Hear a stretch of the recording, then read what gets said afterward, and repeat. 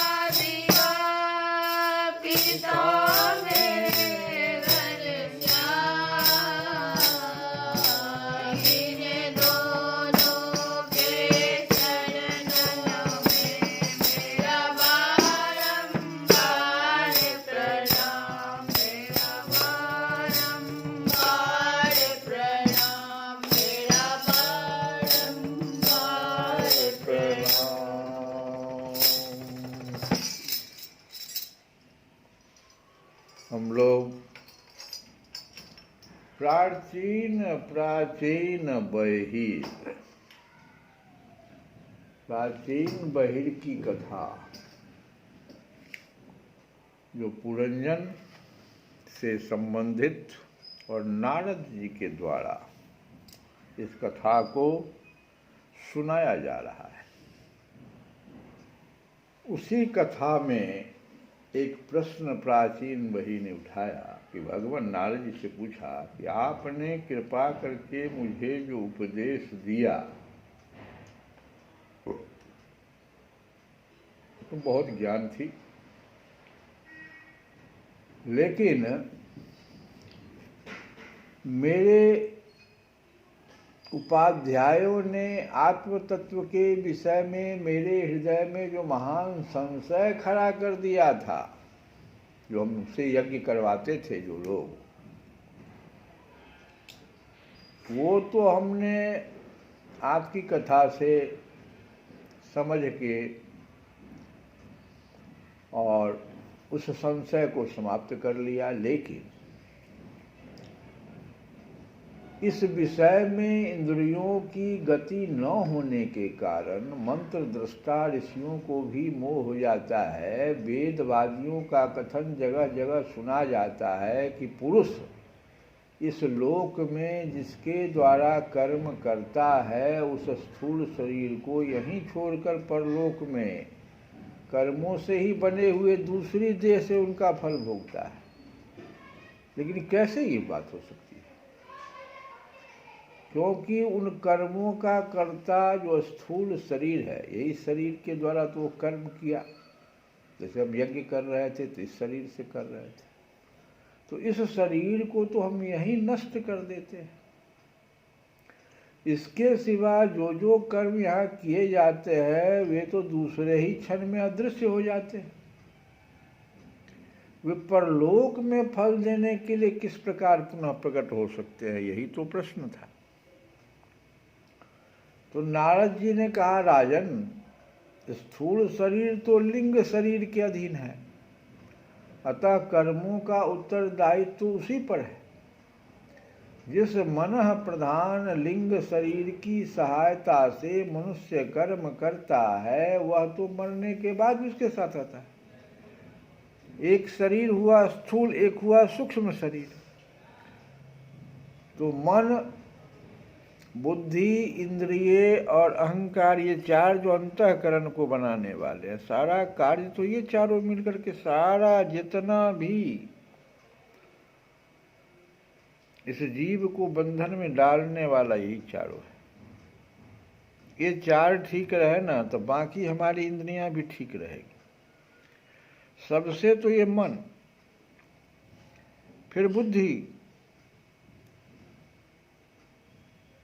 और चित्त में जाकर के अपना जो है वो कुछ न कुछ खुराफात, चित्त में भगवान को स्थापित करना था तो कुछ दूसरे सांसारिक वस्तुओं को, कामनाओं को स्थापित कर देता है, और उसकी प्राप्ति के लिए नाना प्रकार का राग द्वेष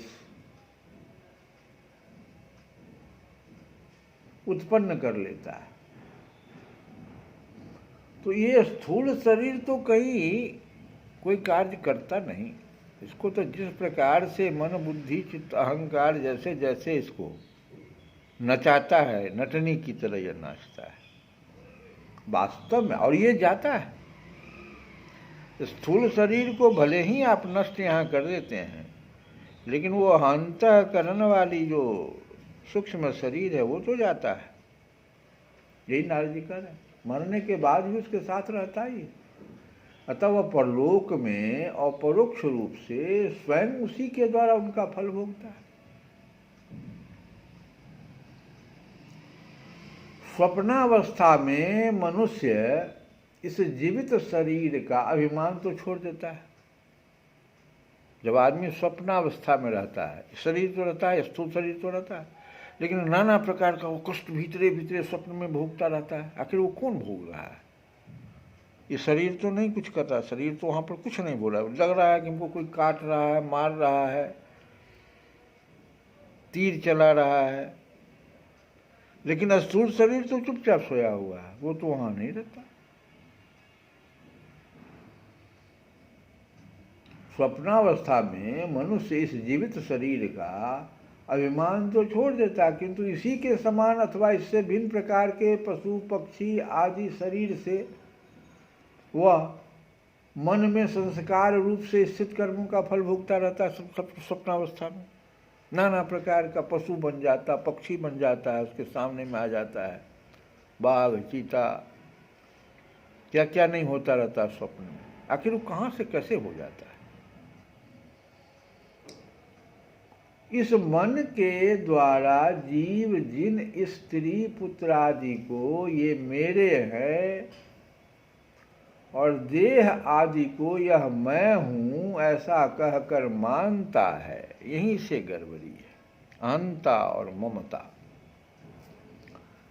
मन करता है, मन के द्वारा यह जीव जो है जिन स्त्री पुत्र आदि को ये मेरे हैं और देह आदि को यह मैं हूं ऐसा कहकर मानता है, उनके किए हुए पाप पुण्य आदि रूप कर्मों को भी वह अपने ऊपर ले लेता है।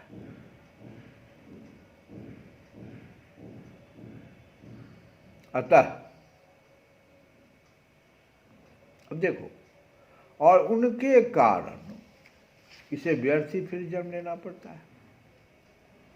जिस प्रकार ज्ञानेंद्रिय और कर्मेंद्रिय दोनों की चेष्टाओं से उनके प्रेरक चित्त का अनुमान किया जाता है।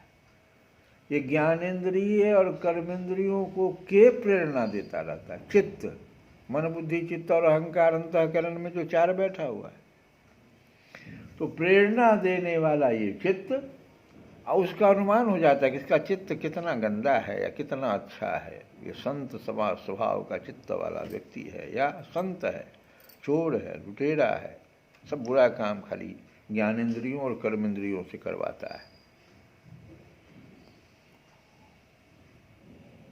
तो चित्त का अनुमान हो जाता है। उसी प्रकार चित्त की भिन्न भिन्न प्रकार की वृत्तियों से पूर्व जन्म के कर्मों का भी अनुमान हो जाता है। और वो किसके कारण चित्त इस प्रकार से कर रहा है यह भी अनुमान हो जाता है। ये पूर्व जन्म में अच्छा आदमी नहीं था, इसीलिए ऐसा सारा बुरा, ये पूर्व जन्म में बहुत अच्छा काम करके आया है, वो इसका चित्त कितना अच्छा है, ये सब अच्छा ही काम करता है। पूर्व जन्म का अनुमान हो जाता है कर्मों का। अतः कर्म अदृष्ट रूप से फल देने के लिए कालांतर में मौजूद रहता है, ये साबित हो गया। कभी कभी देखा जाता है कि जिस वस्तु का इस शरीर से कभी अनुभव भी नहीं किया, जिसे न कभी देखा न सुना ही, उसका स्वप्न में वह जैसी होती है वैसा ही अनुभव हो जाता है कि नहीं? बताओ राजन, तुम निश्चय मानो कि लिंग देह के अभिमानी जीव को उसका अनुभव पूर्व जन्म में हो चुका है, क्योंकि जो वस्तु पहले अनुभव की हुई नहीं होती उसकी मन में वासना भी नहीं हो सकती। वो पूर्व जन्म में ऐसा है। ठीक है, इस जन्म में वो नहीं देखा न सुना, लेकिन स्वप्न में वैसा वो देख रहा है, अनुभव कर रहा है। इसका मतलब पूर्व जन्म में ऐसा वो किया।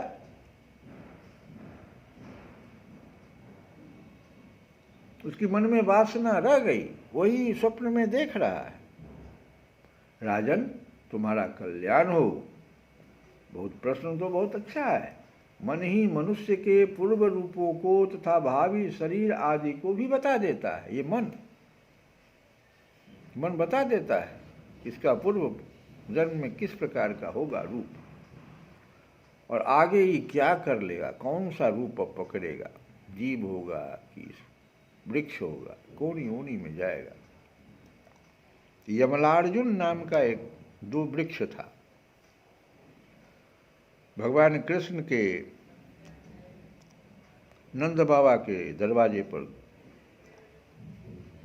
वास्तव में कौन था? कुबेर जी का लड़का था, स्नान कर रहा था। कुबेर, सोचो, देवता का लड़का, दो लड़का, और स्नान कर रहा है तालाब में। वहाँ पर नारद जी कई ऋषियों के साथ आ गए, देखा, कहे बच्चा तुम तो कुबेर के लड़के हो, देवता के पुत्र होकर के और इस प्रकार से स्नान कर रहे हो, ये शोभा नहीं देता। तो और जवाब दे दिया नारद जी, कुछ भी हम करें, आपको इच्छा हो ना स्नान कीजिए, वरना जाइए यहाँ से, हम तो ऐसे ही रहेंगे, ऐसे स्नान करेंगे, गलत ढंग से स्नान कर। नारद जी ने श्राप दे दिया कि जाओ तुम दोनों जो है मनुष्य योनि के लायक भी नहीं रह गए, अब देवता तो हो ही नहीं, अब वृक्ष बन जाओ जिसको कि कोई शक्ति ज्ञान और वो सब कोई शक्ति ही नहीं रह पाता है। जब तुम ऐसा ही कर्म किया तो तुम शक्ति इंद्रिया विहीन होकर के जाओ, खड़े हो जाओ, वृक्ष योनि में चले जाओ। बड़ा गिड़गिड़ाया, बड़ा रोया धोया, तो कहे ठीक है 10,000 वर्षों के बाद भगवान राम जब कृष्ण के रूप में आएंगे तब तुम्हारा उद्धार होगा। अब भगवान उखल के रस्सी से किस प्रकार से दोनों पेड़ को उखाड़ दिए और दोनों बताया सब अपनी कहानी। तो ये तो देखो, मन जो है ना, जो न करा दे, मन ही मनुष्य के पूर्व रूपों को तथा भावी शरीर आदि को भी बता देता है। और जिनका भावी जन्म होने वाला नहीं होता, उन तत्ववेत्ताओं की विदेह मुक्ति का पता भी उसके मन से ही लग जाता है कि अब इसका जन्म न होने वाला। राजा भरत, जर भरत को देख करके ये समझ गए लोग कि अब इनका जन्म ये शायद अंतिम जन्म है।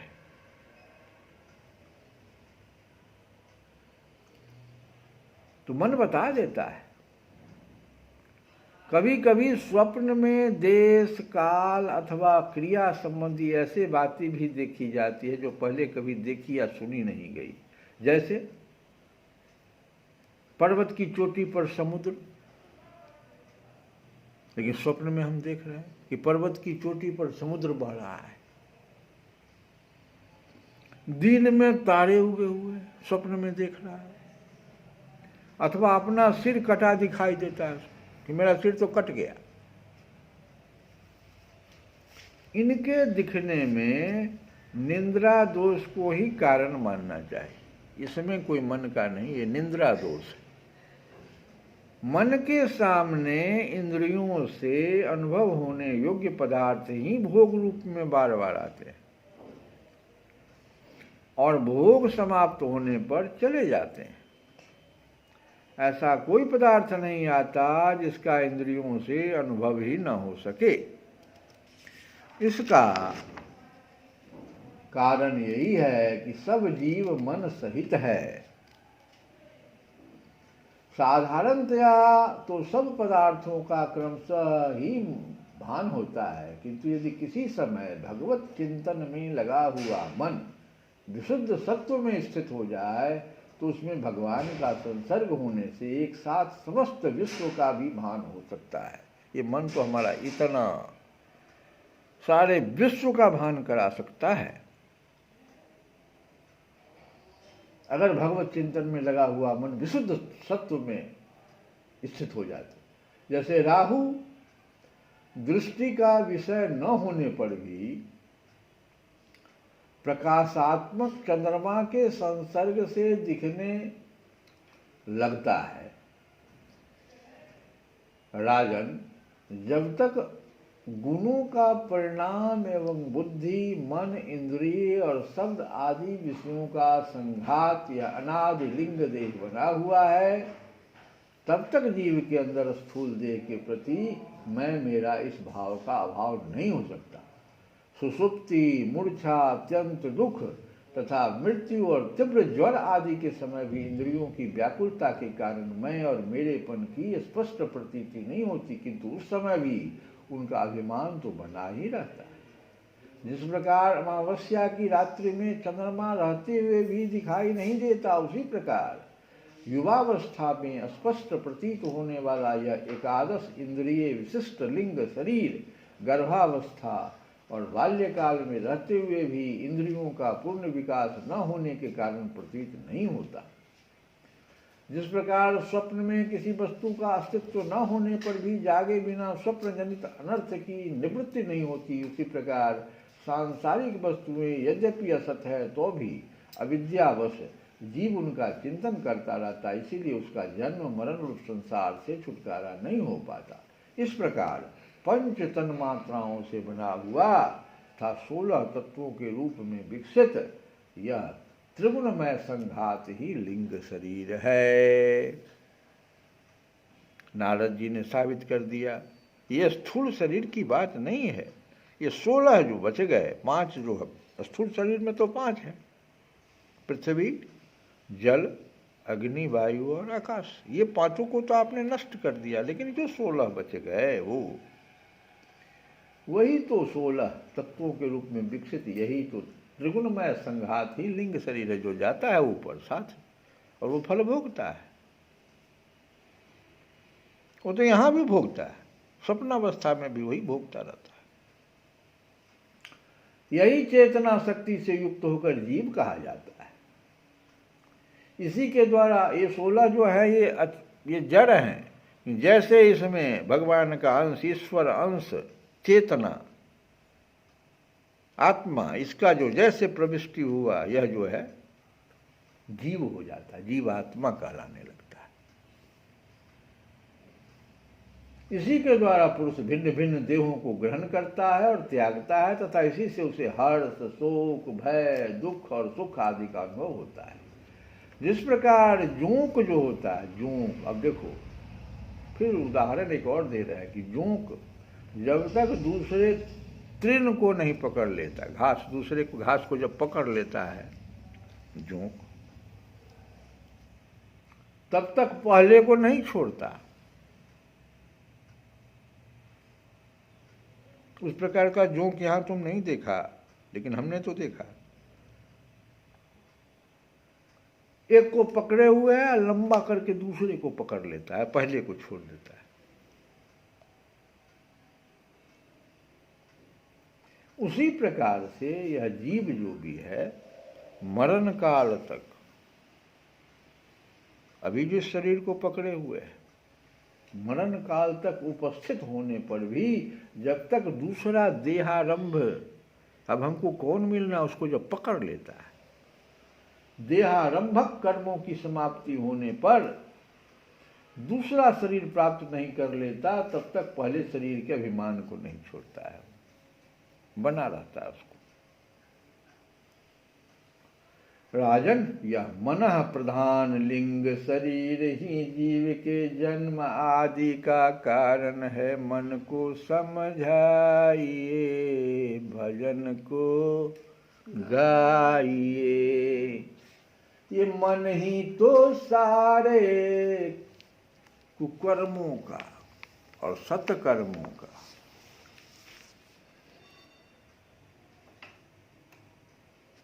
सब कुछ। हम तो कितना भजन गा चुके इस मन को समझाने का। तो जिनके ही में हरि नाम बसे,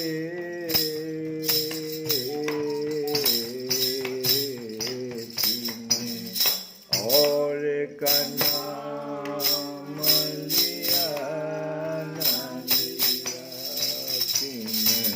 और का नाम लिया न लिया। जिनके ही में हरि नाम बसे, जिनके ही में हरि नाम बसे, तिन्हें और का नाम लिया न लिया। जिनके द्वारे पर गंगा बहे, द्वारे पर गंगा बहे, तीन कूप का नीर पिया, तीन कूप का नीर पिया। जिन्हें काम किया परमात्मा जिन काम किया परमार्थ का, जिन हाथ से दान दिया न दिया, जिन हाथ से दान दिया न दिया, जिन काम किया परमार्थ का, तिन हाथ से दान दिया न दिया, जिनके घर एक सपूत भयो, जिनके घर एक सपूत भयो, तीन लाख कपूत भया न भया, जिनके हिय में हरि नाम बसे, जिनके हिय में हरि नाम बसे, तिन और का नाम लिया। अरे जिन माता पिता की सेवा करी, जिन माता पिता की सेवा करी, जिन माता पिता की सेवा करी, दिन तीरथ व्रत किया न किया, तिन तीरथ व्रत किया न किया, तुलसी दास विचार कहे, तुलसी दास विचार कपटी को मीत किया न किया, जिनके ही